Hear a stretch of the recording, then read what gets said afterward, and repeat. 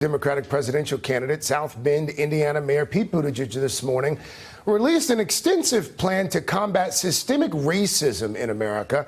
I talked to the mayor just a few moments ago about that plan, about his candidacy as well. But we talked first about the president's expected decision to add that citizenship question to the census. This is racially and politically motivated manipulation of the census. It makes the whole country worse off. It leads to underrepresentation. It'll lead to an undercount. And in a community like mine, an industrial Midwest city that is finally growing but would not be seen to be growing if you netted out immigration, it threatens our ability to get access to resources. There's a reason why the courts ruled that this is wrong. I'll let other scholars talk about why the president's action may be unconstitutional, but it's very clear that it's wrong. I also want to get your response to the news this morning of mass immigration raids set to start in cities across the country over the weekend.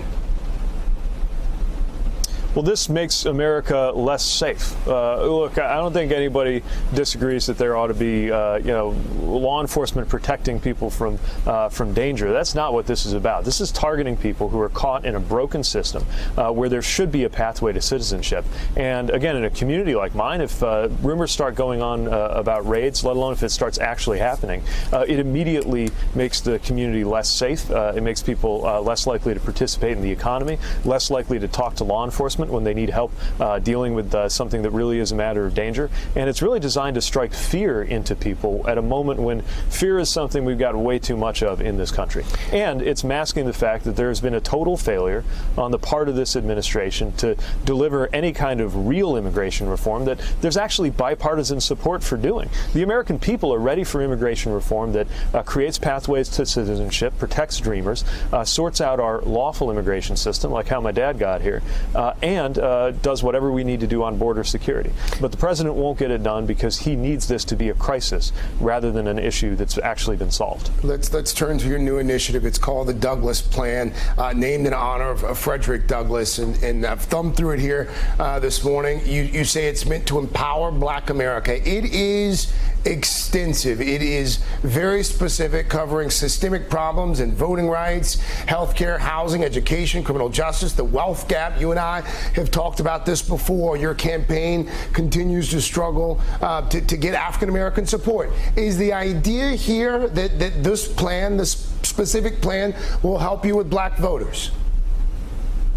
Well, we've been working on this for months, and I do think it's very important for Black voters to have an answer to the question they're always asking me on the trail, which is, how is your presidency going to make my life better and different in a way that's better than any of your competitors? And so our Douglas Plan speaks to issues around racial inequality and health, entrepreneurship, need for real access to justice in the criminal justice system, and a number of other areas of American life. But this isn't just aimed at Black voters. It's very important that we have this conversation as a country, because while racial inequality is being visited upon the heads of people of color and Black Americans in particular, frankly, there needs to be a conversation with white America, with white audiences, about how none of us can or should be willing to live in a system where these kind of systemic racist dimensions persist. Well, I mean, to be fair, you say it's not aimed at Black voters, Mayor, but it's called a comprehensive investment and the empowerment of Black America. That sounds like it's aimed at Black voters. It is aimed at Black voters. It's also aimed at the country as a whole. I want Black voters to see how I talk about these issues with white audiences, because this conversation needs to be national. But the question I get over and over again from Black voters as we travel the country is, do you understand the need for there to be intentional policy that makes a difference in the Black experience, or do you really believe that policy can be colorblind? And I just don't. One of the things that's become very clear in our time is that if you have racist policies or racist systems, and you go out and you try to replace them with neutral policies, that's actually not enough. because the harms that have been created by this inequality are intentional and they have compounded. And so it's going to take intentional work to address them. I mean, you call for billions for HBCUs. You call for D.C. statehood. You call for purchasing abandoned properties and turning them over to eligible residents as well. You're comparing this to the Marshall Plan that helped rebuild Europe after World War II. Does a plan like this, does it stand a chance of passing? Does it stand a chance of becoming a reality in today's political environment? How do you get it done? I think it's going to have to. And the first thing we have to do is elevate this beyond being viewed as a specialty issue that you might hear about only when candidates of color or audiences of color are in play.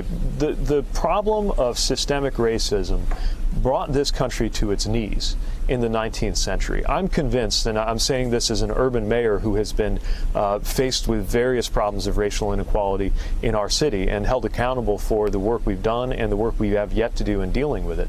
I'm convinced that if we don't tackle this in my lifetime, that this could unravel the whole American project in my lifetime. It's going to be a tough conversation, but we've got to make sure people understand this is not about a gift. This is not doing people a favor. This is restoring a harm. This is about a restorative practice for this country, and the whole country will be better off when, for example, HBCUs are better positioned to continue delivering the next generation of black doctors and engineers and lawyers and leaders. We're all going to be better off when we don't have some neighborhoods that remain segregated by race, in effect, and where people are living in a completely different economic reality. We're all going to be better off for the jobs that can be created by black entrepreneurs. But we got to recognize that because access to capital has been systematically restricted and made harder for entrepreneurs of color to get to, that we got to have some intention on how we actually deliver equity in entrepreneurship. And all of us will be better off when America is no longer the most incarcerated among the developed nations, which is why we need an aggressive plan to cut incarceration by half in this country. And I'm convinced we can do it without an increase in crime. Let's talk about the campaign here for a moment. So far this past quarter, you have, as you are probably well aware, raised more than any other Democratic candidate in this race, $23.8 million, more than Joe Biden, more than Elizabeth Warren, more than Bernie Sanders, more than Kamala Harris as well.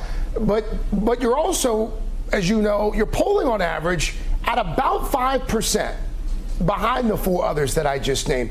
What's the disconnect between the money that you've raised and your early popularity? How do you explain that? Well, what we know is that people who get to know what I'm about well, who understand the message, tend to get really excited about it and be really supportive. And so many of the people who've been most involved in our campaign are people who've been drawn to what I've had to say about how we can prepare for a better future by the actions we undertake right now. Still, the reality is there's an awful lot of Americans who don't know the first thing about me. And so the idea of raising all these funds, and of course we're proud of the fact that we've done better than any other Democratic candidate. But the whole point of that is to deploy it on the ground, which is what we'll be doing in the third and fourth quarter, making sure we have the organizers doing the person-to-person interactions that will help us actually get known. 6 months ago, I was an obscure 30-something mayor from Indiana, and the fact that we are now doing better than approximately 20 Democratic presidential candidates, some of whom have been putting together national networks in order to run for president for years, shows you that there is something special about our message and about the messenger. Now, in order to actually get to the top of the heap, we need to put do that work on the ground. It sounds like you're a bit surprised at the success you've had so far in your campaign. Is that a fair assessment? Have you surprised yourself? It is. The truth is, I mean, in January, when we got this thing going, we had a team of 4 people. We had an email list that was smaller than most candidates for Congress or for mayor in a big city. And the thought was that we would develop a slow burn, and as people began to see what we were about, we could pop onto the scene in the late summer or fall. Obviously, our arrival on the scene came sooner because what we have to say about changing the channel completely, not just going on President Trump's show and trying to beat him there, but doing something completely completely different. It turns out that lit all kinds of fires around the country right away. But we're a long way from when the first caucus happens and when the first vote is cast. Our job now that we've made our way into that top tier, is to work our way into first place based on the strength of our message and the strength of the messenger. Last question here. There's a debate coming up later this month.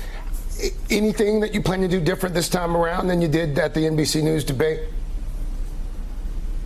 I think it's another opportunity to make sure that Americans know who I am, what I'm about, what my record has been, and above all, what I propose to do for this country. So I don't think there are any fundamental changes. You never know who's going to be up there with you. It'll be another opportunity for people to see the difference in style and substance between me and my fellow Democratic competitors. But every debate is another opportunity for a campaign that still has a huge ceiling and a lot of upside, because as well as we've been doing, there's a lot of Americans that we still need to introduce ourselves to, have been, frankly, too busy to follow the blow-by-blow of the nominating process and are just now tuning in for the first time.